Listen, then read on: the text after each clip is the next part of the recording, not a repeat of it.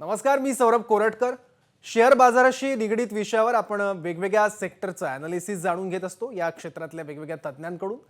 आणि आत्ताचा आपला विषय आहे तो म्हणजे डिफेन्स सेक्टरचा. गेल्या काही दिवसांमध्ये आपण डिफेन्स स्टॉकची सगळी वाटचाल जर बघितली तर हे सगळे डिफेन्स स्टॉक, डिफेन्स कंपन्या फायरवर आहेत की काय असा प्रश्न पडावा. इतके भरघोस रिटर्न या सगळ्या कंपन्यांनी आता दिलेले आहेत. त्यामुळे आता डिफेन्स सेक्टरमधल्या ज्या कंपन्या आहेत त्यांच्यामध्ये गुंतवणूक करावी का, की त्या सगळ्या कंपन्यांचे स्टॉक्स हे जास्त ओव्हरव्हॅल्यूड झालेत, की यात अजूनही कुठे गुंतवणुकीची संधी आहे. आणि त्याचबरोबर डिफेन्स सेक्टर नंतर कुठलं सेक्टर आता फायर होण्यासाठी तयार आहे याबद्दल आपण बोलणार आहोत. शेअर बाजाराचे विश्लेषक आणि SEBI registered analyst Kedar Oak sir आता आपल्यासोबत आहे. सर, आपलं स्वागत. पहिला प्रश्न साहजिकच, डिफेन्स सेक्टर जोरदार फायर झालेला आहे. डिफेन्स सेक्टरमध्ये आता कुठे गुंतवणुकीची संधी आहे का? खरं सांगू का, आता इमिजिएट त्याच्यातली खरेदी लोकांनी टाळावी. कारण की बरेच समभाग असे आहेत ना की जे ते ऑलमोस्ट डबल झालेले आहेत. मी अगदी नावं घ्यायची म्हटलं तर माझगाडॉक आहे, नंतर GRSC आहे, आणखीन हिंदुस्तान एरोनॉटिक आहे. तर हे सगळे स्टॉक ऑलरेडी वाढलेले आहेत. इन बिटवीन तुम्ही मला एक ऑब्झर्व केलं असेल ना, तर मध्ये एक म्युच्युअल फंड डिफेन्स सेक्टरचा पण आला होता. सो त्या डिफेन्स सेक्टरचं म्युच्युअल फंडाचं तुम्ही अनालिसिस केलं असेल ना, तर तुमच्यात लक्षात येईल ना की त्यातली 25% 27% इन्व्हेस्टमेंट ही फक्त लार्ज कॅपमध्ये आणि बाकीची मिड कॅप आणि स्मॉल कॅपमध्ये. सो आता जी त्यांची इन्व्हेस्टमेंट होणार आहे ती साधारणतः स्मॉल कॅप आणि मिड कॅपमधल्या ज्या कंपन्या असतील त्यामध्ये प्रकर्षाने कमी जाईल.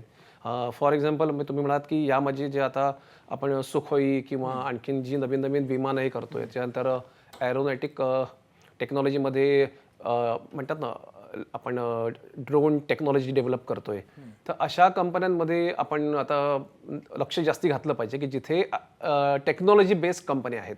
नुसतं दारुगोळा बनवणं हा डिफेन्सचा उद्देश नसतो कधी. तर त्याच्याबरोबर तुमचे म्हणजे आपल्या जशाकडे नौसेना आहे, वायुसेना आहे, पायदळ, सैन्य दल आहे आपलं, हे सगळं जे आहे तर या बाबतीत त्यांना जी रिक्वायरमेंट असते त्याच्याकरता मी आता बंदुका बनवायला लागतात. नंतर आज तुम्ही ड्रोन बनवल्यानंतर त्याच्या सॅटेलाइट सिस्टम्स आल्या. या सगळ्या रिलेटेड ज्या कंपन्या आहेत त्या आता लोकांनी बघाव्यात. रॅदर ते चाललंय त्याच्याकडे काही दिवस दुर्लक्ष करावं. कारण कसं आहे, परत तुम्ही टॉप लेवलला त्यात चढाल. अगदी तुम्हाला लेटेस्ट एक्झाम्पल द्यायचं तर हिंदुस्तान एरोनॉटिक, काही वर्षापूर्वी कंपनीची सिच्युएशन अशी होती की पगार द्यायला पण त्यांच्याकडे पैसा नव्हता. पण आज त्याच कंपनीचा समभाग 3600-3800 रुपयावर आला. तर आता तुम्ही डिफेन्सचा म्युच्युअल फंड आला म्हणून आम्ही आता हिंदुस्तान एरोनॉटिकमध्ये इन्व्हेस्टमेंट करतो किंवा त्या रिलेटेड ज्या कंपन्या त्यात इन्व्हेस्टमेंट करतो या विचाराने जात असाल तर परत फसाल. म्हणजे जी नॉर्मल गुंतवणुकीची सायकोलॉजी असते की आपण पैशाच्या मागे लागतो, ते न लागता त्याच्या रिलेटेड ज्या कंपन्या आहेत, म्हणजे आता म्हटलं तसं ड्रोन बनवणाऱ्या कंपन्या आहेत, त्याच्यामध्ये ज्या सेमीकंडक्टर्स गोष्टी लागतात, छोट्या छोट्या पार्ट्स लागतात, ते सप्लाय करणाऱ्या कुठल्या कंपन्या आहेत या शोधाव्यात आणि त्यात प्रेफरेबली. पण सर, याचा ड्रोन सेक्टर खरंच बूम होत आहे की ड्रोन सेक्टर बद्दल ज्या काही चर्चा आहेत त्या फक्त बबल क्रिएट करतात? नाही, बूम असं नाही म्हणणार मी, पण एक ना नवीन एरिया लोकांना ओपन झाल्या बघायला. फॉर एक्झाम्पल आता ह्याच्यामध्ये हे कसं आहे ना की डिफेन्समध्ये आर्टिफिशियल इंटेलिजन्स भयानक चालते. कारण तुम्हाला तुमचे सगळे वेगवेगळ्या शाखा असतात, त्यात त्यांना लोकांना अलर्ट ठेवायला लागतं, त्यांना सॅटेलाइट थ्रू कनेक्टेड ठेवायला लागतं, त्यांच्याकरता नवीन नवीन टेक्नॉलॉजी आपल्याला अडॉप्ट करायला लागते. त्यात मग तुमचं सॉफ्टवेअर पण येतं, म्हटलं तसं AI पण येतं, टेलिकम्युनिकेशन येतं. ही सगळी जी सेक्टर आहेत ना ही त्याला कनेक्टेड आहेत सगळी हळू करताना. आता म्हटलं असं डिफेन्समध्ये फक्त काय म्हटलं तसं शस्त्र बनवणं ना, त्याला का तर ट्रक बनवायला लागतात. मग आपल्याकडे भारत फोर्स सारख्या चांगल्या कंपनी आहेत की ज्या या कंपन्यात इन्व्हेस्ट त्या प्रोव्हाइड करायचं काम करते. LNT सारखी कंपनी आहे जी फक्त कॉन्ट्रॅक्ट बेसिसवरती काही कामं घेऊन एरोस्पेसमध्ये काम करते. सो वेगवेगळ्या अँगलनी वेगवेगळ्या कंपन्यांकडे आपल्याला बघायला लागतं. पण हां, आणि आता आपल्या देशात काय बघायचं की आता जी आपण नवीन ॲग्रीमेंट करतोय, तसं आपण फ्रान्सला जाऊन केलं, अमेरिकेत जाऊन केलं, या येणाऱ्या कंपन्या किंवा तिकडनं येणारी टेक्नॉलॉजी कुठल्या कंपन्यांकडे जाणार आहे ते महत्वाचं आहे. मोठ्या कंपन्यांकडे डेफिनेटली जाईल, बरोबर, नक्कीच, कारण ते बिग जायंट आहेत त्यातले.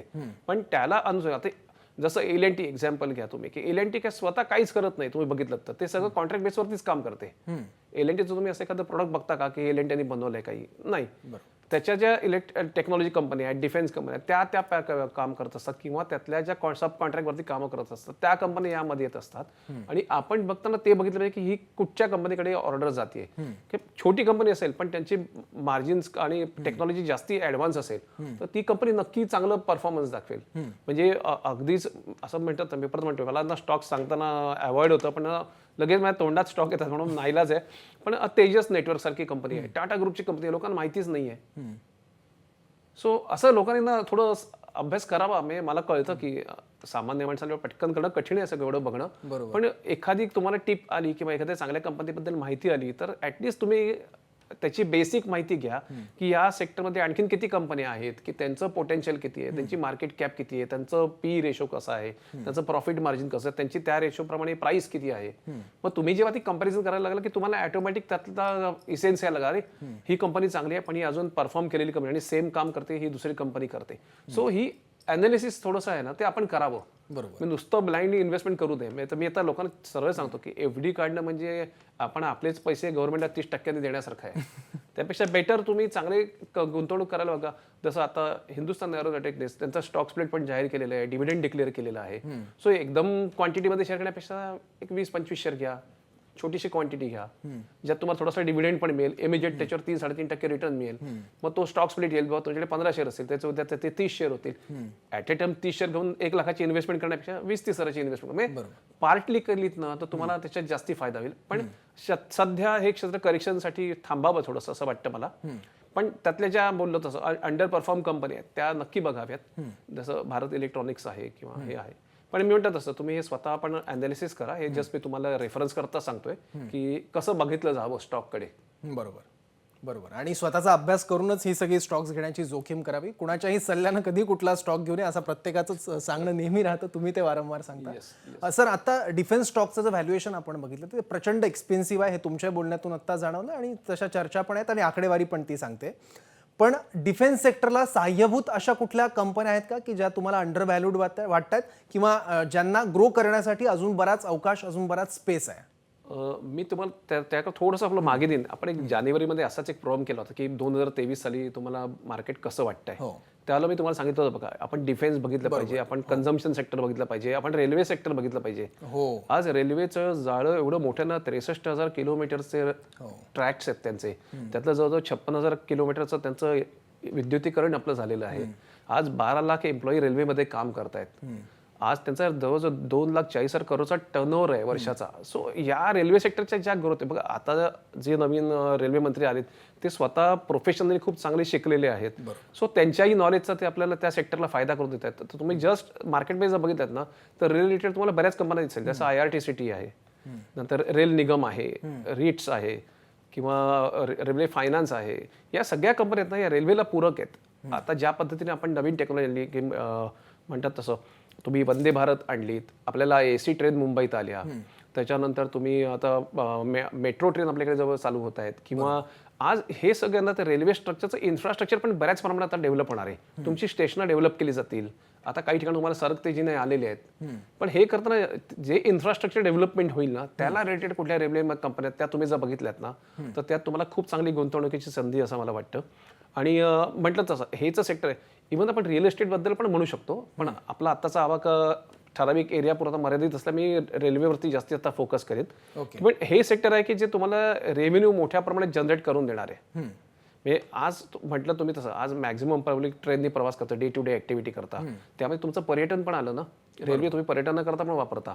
सो हे मल्टिपल जे रेल्वेचे बेनिफिट्स आहेत ना, रेल्वेने स्वतःच्या काही स्कीम्स सुरू केल्यात की तुम्ही एवढे पैसे भरा, एवढं सगळं फिरून या.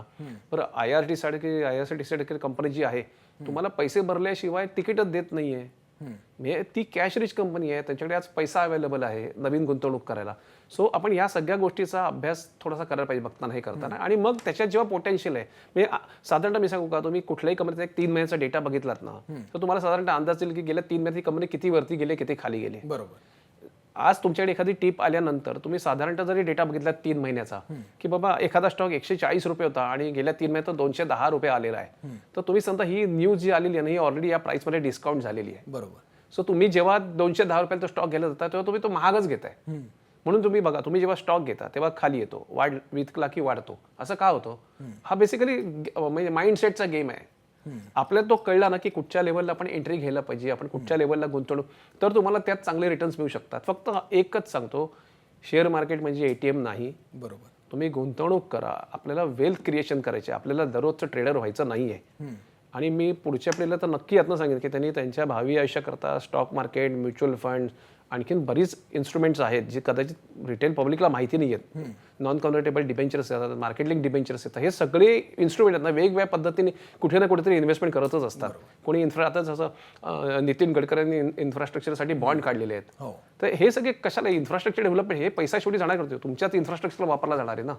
सो रेल्वेचं इन्फ्रास्ट्रक्चर पण त्यात अंतर्भूत आहे, सगळं आहे. तो मला रेल्वे मी आता चांगलं वाटतंय, घ्यायला हरकत नाही हळूहळू लोकांनी. या व्हॅल्युएशनवर सुद्धा हो ऑफकोर्स काही हरकत नाही. कारण सगळे स्टॉक बघितले आरबीएल अगदी 20-30 रुपयांपासून तो आता 140च्या आसपास गेलाय. हो पण आहे आम्ही सांगू ना आता हे जे पोटेन्शियल तुम्हाला आताच दिसत आहे. तुम्हाला 140 रुपये प्राइस आल्यावर तो दिसायला लागला. तुम्हाला ही स्वस्त वाटते प्राइस? चांगली वाटते. थोडं बघा मी असं म्हणा आज घेतलं की उद्या तो लगेच काय 200 रुपये होईल, कदाचित तो 110 ला पण येईल. पण तुम्ही जर इन्व्हेस्टमेंटच्या व्ह्यूने घ्यायला गेलात ना, ठेवा ना. तुम्ही एखादं नॅशनल सेव्हिंग सर्टिफिकेट काढलं किंवा पोस्टात जर पैसे टाकले तर 5 वर्ष थांबता ना. अगदी बरोबर. मग इथे जर तुम्हाला तो स्टॉक चांगला डिव्हिडंड देत असेल, लाभांश त्यात जास्ती चांगला मिळत असेल तर अशा ठिकाणी तुम्ही ठेवा. बरोबर. मग त्याची जर कंपॅरिझन तुम्ही केली तर मी नक्की सांगेन की कंपॅरेटिव्ह टू एनी इन्स्ट्रुमेंट तुम्हाला इक्विटीमध्ये जास्त रिटर्न येतो. पण सब्जेक्ट टू तुम्ही कुठचा स्टॉक घेता.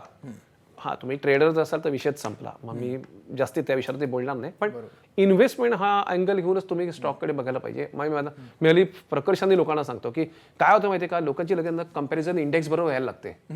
अरे मी त्यावेळेला केला होता तेव्हा माझा स्टॉक एवढा होता आणि आज इंडेक्स 4 टाइम झाला पण मला रिटर्न 15%, 20%. असं नसतं. बरोबर.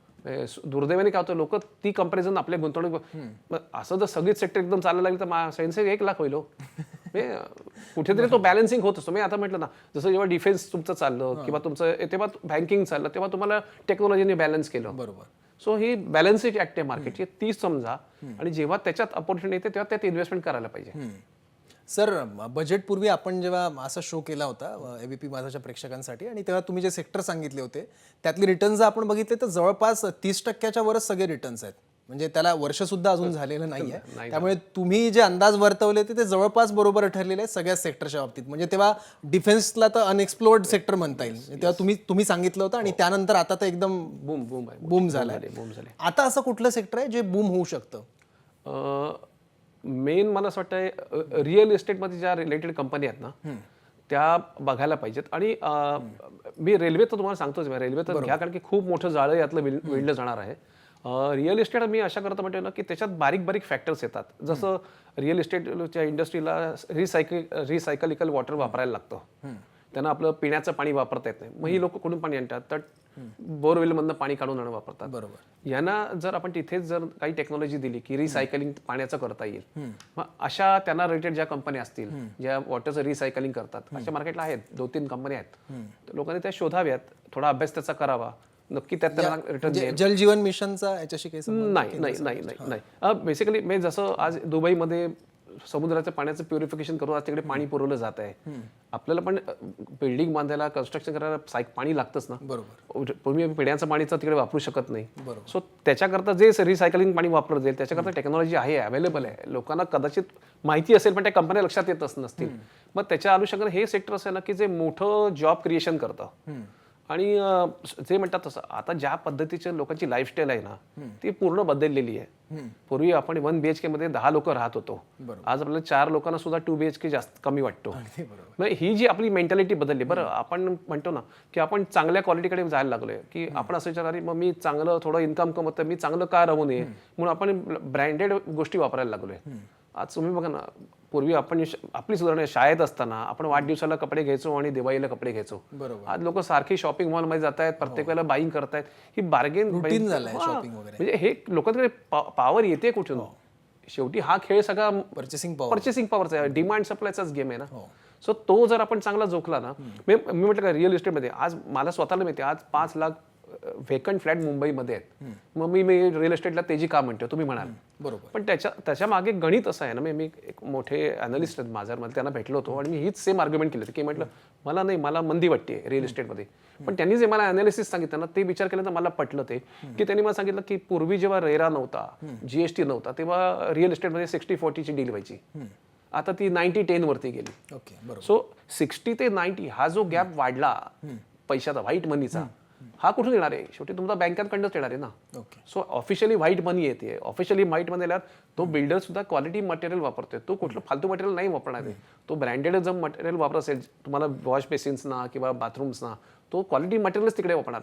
आज चांगल्या कंपन्या ज्या डिजिटल आहेत, आज तुम्ही विदाऊट म्हणजे घरी जायच्या आधी रिमोटवरनं मोबाईलवरनं तुमच्या घरचे एसी चालू करू शकता, अशी पण टेक्नॉलॉजी आलेली आहे. अशाही त्या रिलेटेड कंपनी आहेत. म्हणजे ते सेक्टर ते बऱ्याच प्रमाणात वेगवेगळ्या ऍक्टिव्हिटीजना गोष्टी प्रोव्हाइड करतात. जसं तुम्हाला घरात एसी लागतात, आज ओव्हन्स आहेत, किचन अप्लायन्सेस वेगवेगळे आलेले आहेत. सो लोक गाड्या घेत आहेत. ही बार्गेन पॉवर लोकांकडे कुठून आली? तर ही जी सगळी गोष्ट आहेत ना, या गोष्टी बाजाराला अट्रॅक्ट करत असतात. त्याचं रिफ्लेक्शन तुमच्या कंपन्यांच्या प्राइसमध्ये येत असतं. म्हणजे आज पूर्वी टाटा आणि महिंद्रा पण गाड्या बनवत होते ना, बरोबर. पण मारुतींनी लोकांना गाडीच्या जवळ आणलं ना. ही गंमत आहे. बरोबर. हे आपण समजलो ना तर तुम्हाला मार्केट काय ते समजेल आणि तुम्ही त्या अँगलनीच गुंतवणूक बघा. म्हणजे मी सारखं हेच सांगतोय, ट्रेडर बनवू नका, इन्व्हेस्टर बना. बरोबर. मला माहिती आहे मी ब्रोकर आहे, माझ्या धंद्यावर त्याचा परिणाम होऊ शकतो, पण मी लोकांना हेच शिकवतोय, तुम्ही शिका, इन्व्हेस्टमेंट करायला शिका, बरोबर. तरच तुम्हाला पैसे बनवता येतील. आणि मी लिहितो पेपर नेहमी लिहितो, जसं आपण मुलांना परंपरेने घरं देतो तसं आपण शेअर्स द्यायला शिकलो ना तरच आपण वेल्थ क्रिएशन करू, नाहीतर आपण वेल्थ क्रिएशन करणार नाही. अगदी बरोबर. सर, एक शेवटचा प्रश्न, येणारे 2 वर्ष कुठलं सेक्टर असेल किंवा कुठलं क्षेत्र असेल जे सगळं शेअर बाजारात गाजू शकतं किंवा शेअर बाजारात, म्हणजे आपण जो शब्द वापरला फायर होऊ शकतं, अगदी थोडक्यात? मला ऍक्च्युअली म्हणजे येणारी 2 वर्ष तुम्हाला कुठल्या सेक्टरची वाटतं? मला 2 वर्षानंतर म्हणत ना कुठलं सेक्टर पिकअप चांगलं घेईल, तर डेफिनेटली आपण पहिल्या पार्टमध्ये जे बोललो होतो टेक्नॉलॉजी सेक्टर जे आता पूर्ण अंडर व्हॅल्यूड आहे. दुसरं मला स्टील सेक्टर वाटतं जे गेले 1.5-2 वर्ष साईडवेज आहे, बरोबर. की जे तुम्हाला कदाचित पुढच्या 5-6 महिन्यामध्ये चांगलं रिॲक्शन दाखवू शकेल. कन्झम्पशन स्टोरी तर इंडियाची ऑलवेज बेटर आहे. आता जसं एका कंपनी त्यांच्या पॅरेंट्स कंपनीचे आता जसे शेअर्स दिलेले आहेत, तर त्याच पद्धतीच्या ज्या टेलिकम्युनिकेशनमधल्या कंपन्या आहेत त्या पण नवीन आणि मला ना पुढचं सगळं जग हे जास्ती डिजिटलवरती असेल असं प्रकर्षाने वाटतं. मग त्या रिलेटेड ज्या कंपन्या आहेत ते लक्ष लोकांनी द्यावं, की ज्यात खूप पोटेन्शियल आहेत. म्हणजे मी म्हणतो ना, मला रिस्ट्रिक्शन्स आहेत, मी कंपन्या नाही सांगू शकत, पण लोकांनी खरंच त्याची संधी घ्यावी, शोधावी, त्यांचे कोण सल्लागार असेल त्यांची मदत घ्यावी याकरता, आणि नक्की चांगल्या गुंतवणूक कराव्यात. बरोबर. खूप महत्त्वाची माहिती तुम्ही दिलीत सर, आणि खूप महत्त्वाच्या गोष्टी सुद्धा उलगडून आम्हाला सोप्या भाषेत सांगितल्या, आणि गुंतवणूकदार नक्की त्याचा विचार करतील आणि त्यांना या सगळ्या गोष्टींचा फायदा होईल अशी अपेक्षा. धन्यवाद सर, आपण वेळेतून इथे आलात आणि सगळी माहिती आम्हाला दिलीत त्याबद्दल. यस, धन्यवाद. आणि आज आपण इथेच थांबूयात. पुन्हा एकदा भेटूयात शेअर बाजारातल्याच एका नव्या विषयासह. पाहत राहा एबीपी माझा. एबीपी माझा, उघडा डोळे बघा नीट.